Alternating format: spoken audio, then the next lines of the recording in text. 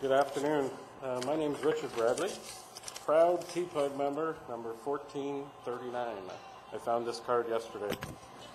I'm married. I have 4 kids, 2 boys, 2 girls. Kyle is 19, and he's here with us today. My son Nathan is 18, Kirsten is 16, Natasha is 11, and I have been married to my wife Sandy for 21 years. I met her through my volunteer work with the Toronto Pet Users Group.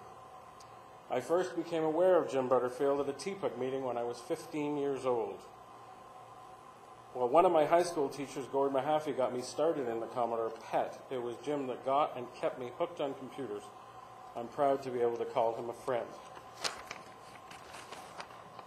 I'm David Bradley. I wore many hats with TPUG and had the privilege of spending a lot of time over the years with Jim in Canada and occasionally in the United States when I lived there. Being up here today with you to share some memories of Jim is a true honor for me, considering Vicki included the following statement in an email message she sent me while she mused over the possible speakers list. She's laughing at me. 25 years ago, you, Richard, would be about the last choice.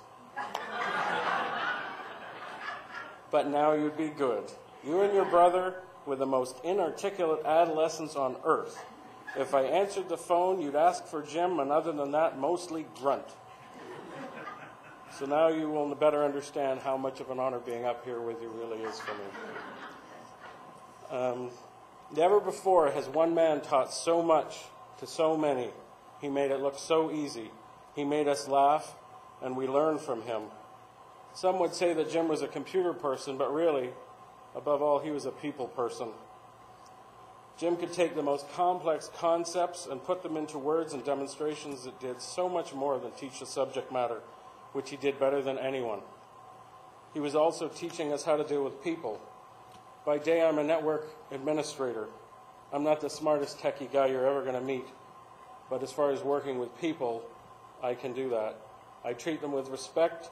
I look them straight in the eye, listen to their questions, and provide them with answers they can understand and learn from. I learned all that from Jim Butterfield. Going to high school was tough at the best of times, but going to high school as a computer geek makes it that more difficult. The TPUG high school crowd could have easily made up the cast of Revenge of the Nerds and several sequels.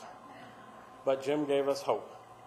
Hope that someday we would be able to be respected and valued by others the way we respected and treasured him. He made it cool to be a nerd, and I'm very proud to be a computer nerd today.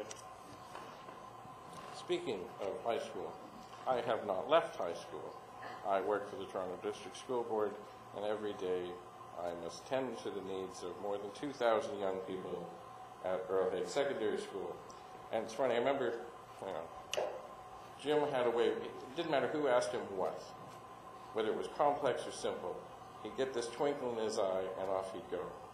And I am confronted by students all the time with various stages of distress or queries or anger.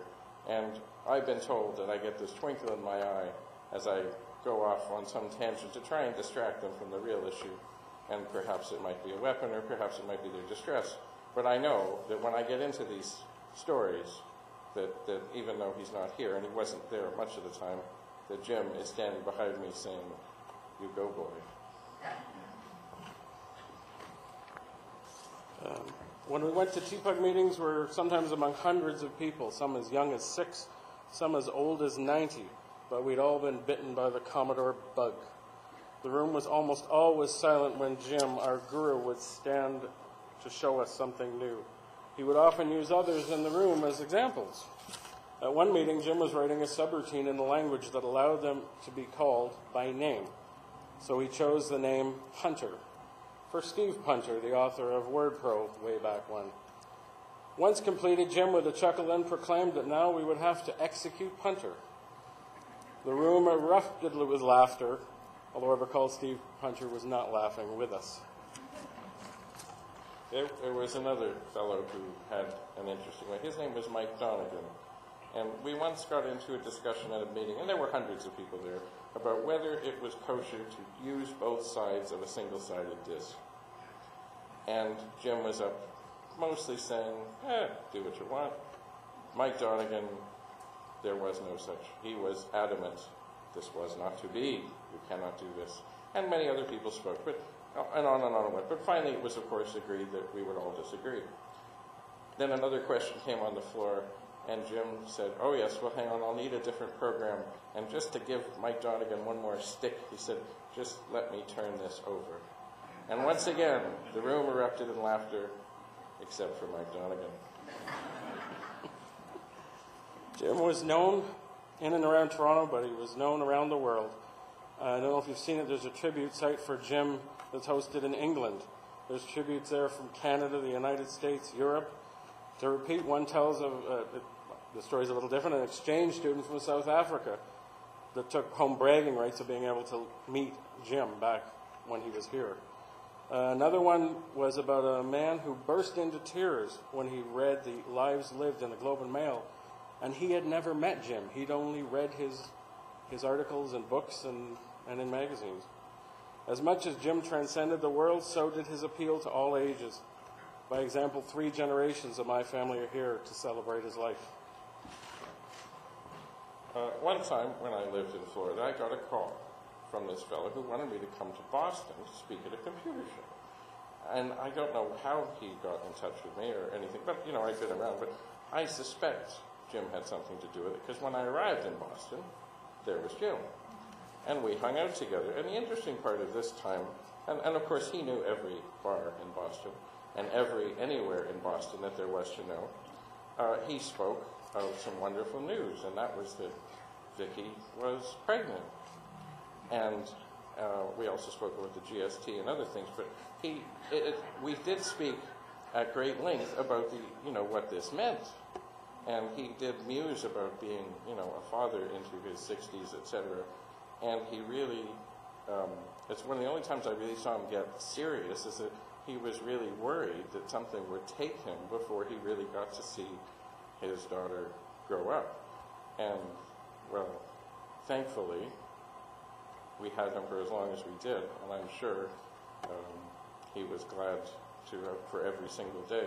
I did happen to meet her one time when he called me up. He thought I was the one that scrapped cars when Richard used to scrap cars, and he wanted to get rid of his Chevette. And I said, oh, well, it's Jim, sure, I'll come. So we went down and we dragged the car away, and I remember Susanna came out and hugged the car goodbye. And it was one of the first times I'd met her, and it was all very quick, and it seemed emotional, but then she just went off.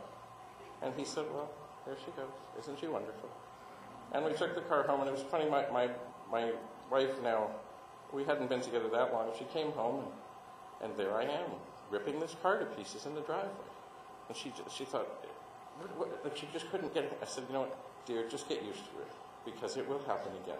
She said, where'd you get it? I said, Jim Butterfield, and there is no explanation possible for those that do not understand. And she just walked away, and I continued on with the car. Oh, excuse me. I forgot 2 things. The last time I saw Jim was last December, and he'd just come out of the hospital to go to the dinner at the teapot thing.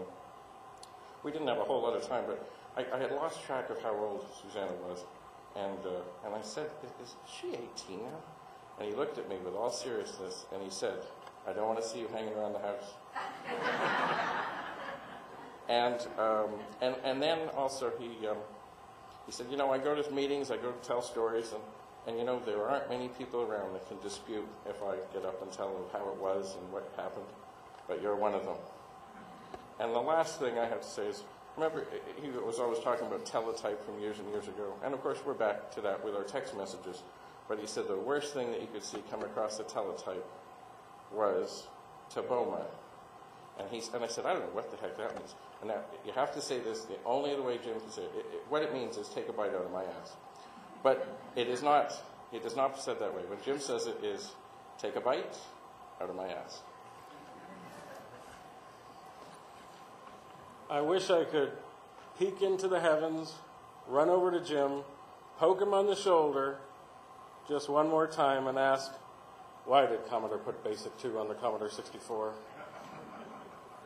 But in closing, I'd like to remind everyone here something you already know, how lucky we all have been to have Jim touch our lives.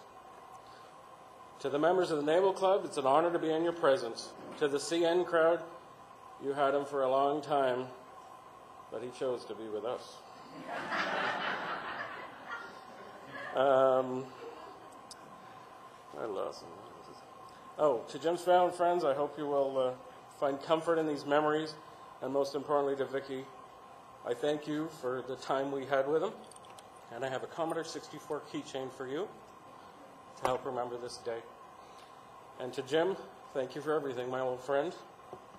Thank you.